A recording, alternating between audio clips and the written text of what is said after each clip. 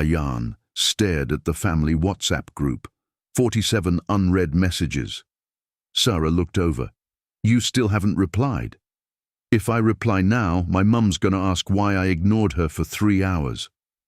And if you don't, she'll call everyone.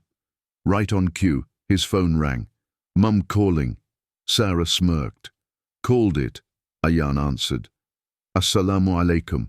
His mother didn't even reply to the salam. So, now you ignore your family? Mum, I was working. You're always working now. Before marriage, you always had time. Sarah rolled her eyes and looked out the train window. Ayan lowered his voice. Mum, I literally saw you 2 days ago. 2 days ago? Is that enough for parents now? Mum, no, listen. Ever since marriage you changed. Sarah whispered. There it is. His mother kept going. Before marriage you called me every day.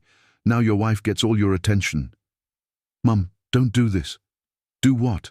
Tell the truth? Ayan shut his eyes. I'll come tomorrow. Silence. Then his mother hit him with the line he'd heard his entire life. When your father worked night shifts for you, he never complained. Sarah looked at him immediately. She could literally see the guilt hit his face. The call ended. You okay? She asked quietly. Yeah. You always say yeah when you're dying inside. I'm not dying. You look terrified every time your mum calls. That's my mother, Sarah. And you're her son, not her emotional support husband. Ayan looked at her sharply. Don't say that. Why? Because it's true. The train stopped. Neither of them spoke while walking home through the rain. Finally, Sarah stopped walking. Can I ask you something honestly? What? Why do you feel guilty every single time you choose yourself? Ayan looked away. You wouldn't understand. Then explain it to me. My parents gave up everything for me. And now you think you owe them your entire life back. That's not what I said. But that's how you live.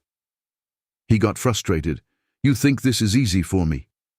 No, I think you're emotionally trapped and too scared to admit it. That line hit him hard. At home, Ayan sat answering work emails while Sarah watched him from the kitchen. You know what's weird? She said. What? You act more nervous around your parents than your manager. He laughed quietly. That's dramatic. No, it's not. Your boss criticizes your work. Your parents criticize your existence. That's unfair. Is it?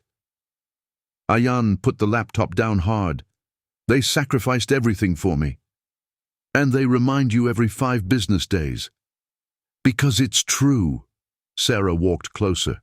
I know it's true. But do you know what's also true? What? You panic every time you disappoint them. Silence. You don't choose what makes you happy, she continued. You choose what causes the least guilt.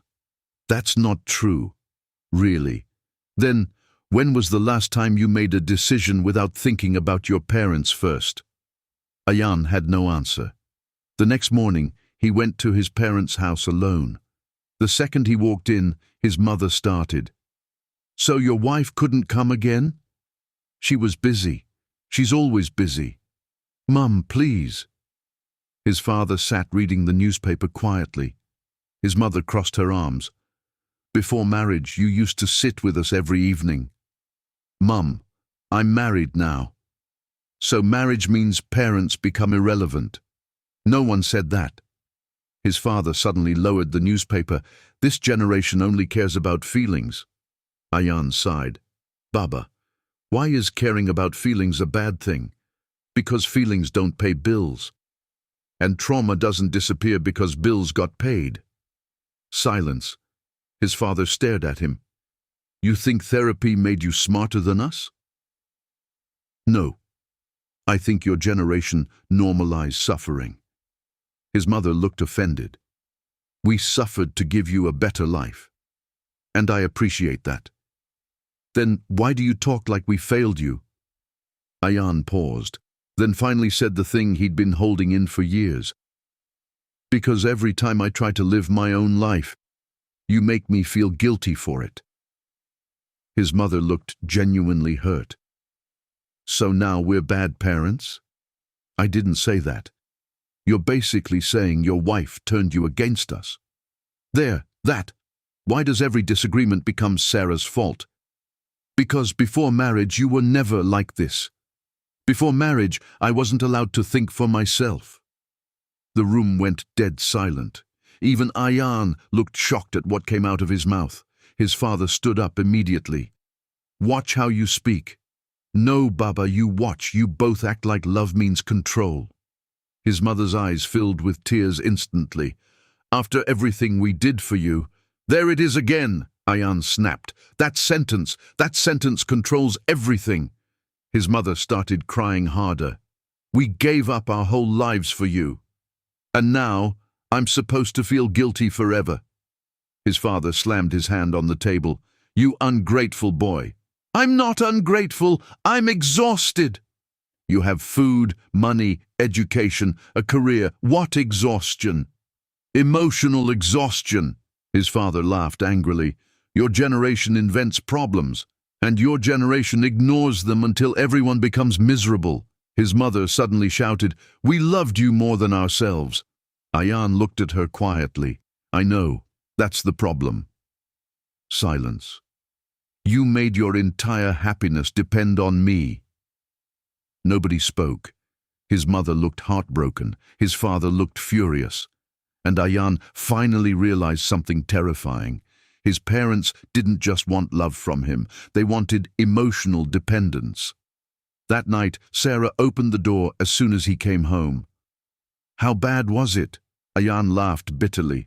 I think my father almost disowned me. Sarah's expression changed instantly. What? He said, if therapy matters more than family, maybe I should stop calling them family. Sarah stared at him. You're joking. I wish I was. She sat down slowly. So what now? Ayan looked at his phone.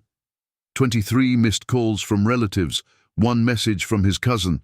You made your mother cry. Everyone's talking about it. Sarah shook her head slowly. This is insane. That's immigrant family culture. No, Ayan, that's emotional blackmail. He stayed silent, because deep down he knew she was right. Weeks passed. Things got colder. Family dinners became awkward. Relatives stopped inviting Sarah.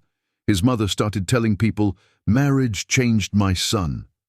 One night Sarah finally broke. I can't do this anymore. Ayan looked up instantly. What? I feel like I'm competing with your family for basic respect. You're not competing. Yes, I am, and your family will never stop until I lose. That's not true. Then defend me. I do defend you. No, Ayan, you calm everyone down. That's different. Silence. You know what your real problem is, Sarah said quietly. You're so scared of disappointing your parents that you'll sacrifice your marriage to avoid it. That's unfair. Is it? Months later, Ayan sat alone in his car outside his parents' house. He hadn't gone inside in weeks. Not because he hated them, because every conversation felt emotionally suffocating. His phone buzzed. It was a message from his mother. You abandoned the people who loved you first. Ayan stared at the screen for a long time, then slowly put the phone face down. And, honestly, that's the darkest part of immigrant family trauma. Sometimes children distance themselves not because they stopped loving their parents, but because loving them became psychologically exhausting. Ayan sat in silence in the car outside his parents' house. The engine was still running. Sarah was beside him. You're not going in again, are you? She asked. Ayan didn't answer immediately, because both of them already knew the truth.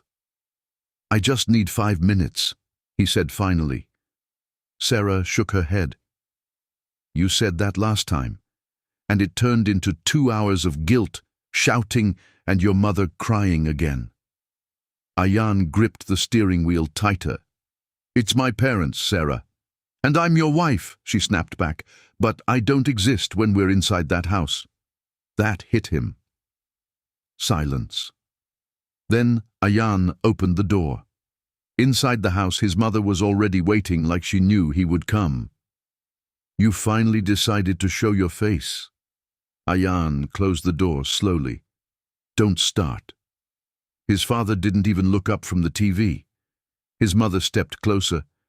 Everyone is talking about what you did. I didn't do anything. You embarrassed us.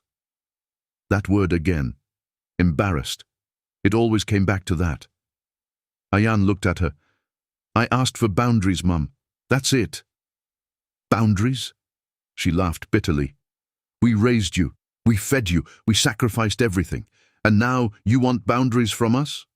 His voice rose. That's not what I said. His father suddenly cut in. Don't raise your voice in this house. Ayan turned.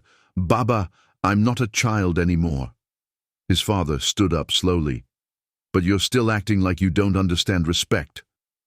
Ayan stepped forward. Respect goes both ways. That line landed like a bomb. His mother gasped. So now we don't respect you? I didn't say that. You did, she shouted, ever since Sarah came into your life. There it was, Sarah's name, the trigger. Ayan immediately responded, Stop blaming her for everything. She changed you. No, Mum, I changed because I finally started thinking for myself. Silence.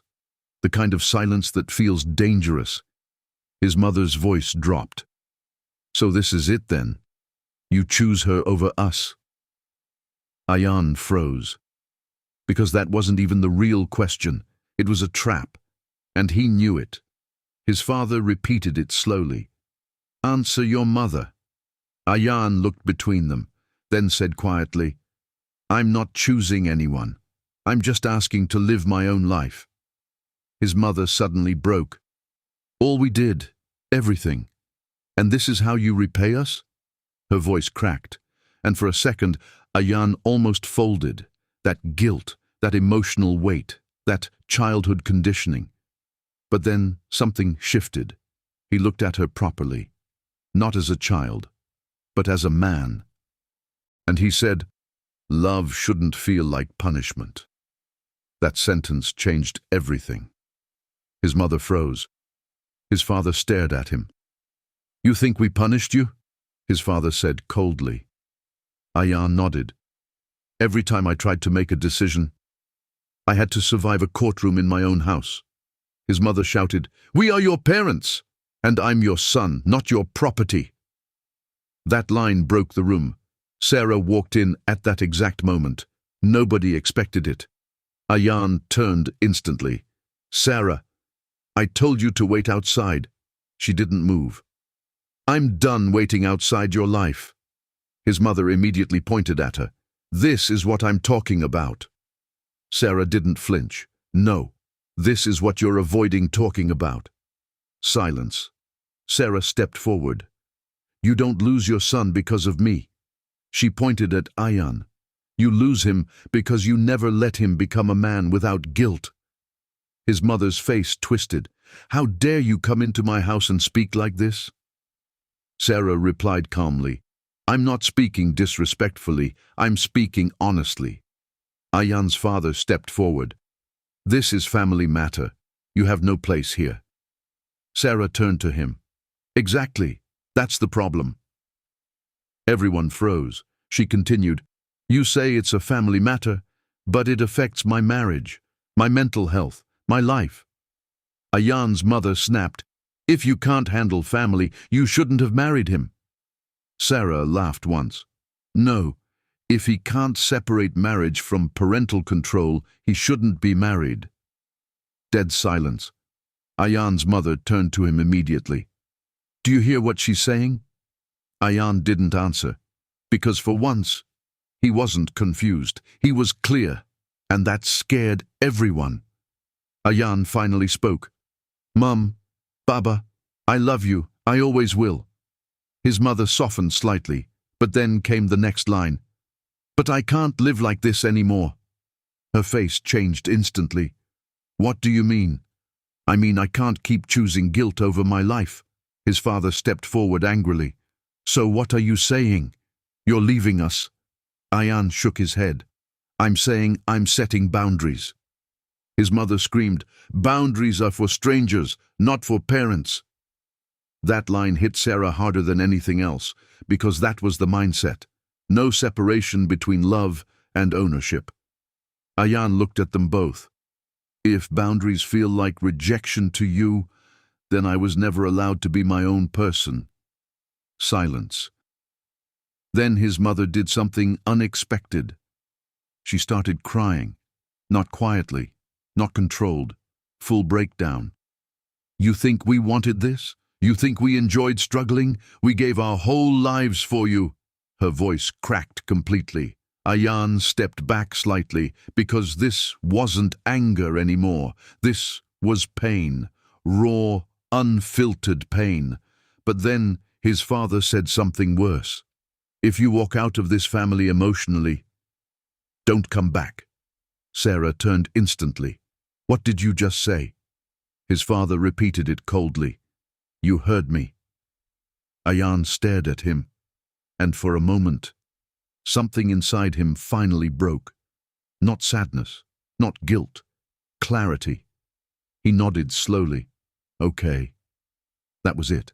One word. Okay. His mother stopped crying immediately. What do you mean, okay? Ayan looked at both of them. I can't keep destroying myself to keep everyone else comfortable. Sarah looked at him. This was the moment, and then he said it. I love you, but I'm choosing peace. Silence. His mother whispered, So we mean nothing to you now? Ayan shook his head. No, I just can't be controlled anymore. His father turned away angrily. Leave then. Sarah grabbed Ayan's hand gently, and they walked out. Outside. Rain again. Always rain. They got into the car. Neither spoke for a full minute. Then Sarah finally said, Are you okay? Ayan laughed quietly. I don't know. That was the most honest thing he had said all day. Sarah nodded. Because you didn't just leave your parents. You left guilt. He didn't answer. Because she was right. Final scene. Back at the house, Ayan's mother was still crying. His father sat silently. The house felt different, empty. Not physically, emotionally. And his mother whispered something no one answered. We did everything for him. But the truth no one said out loud was this. They gave him everything. Except emotional freedom. And that's the most controversial truth in immigrant families. Sometimes love is not enough. If it comes with control, guilt, and emotional pressure, it stops feeling like love and starts feeling like survival. So the real question is this: did Ayan abandon his family, or did he finally save himself?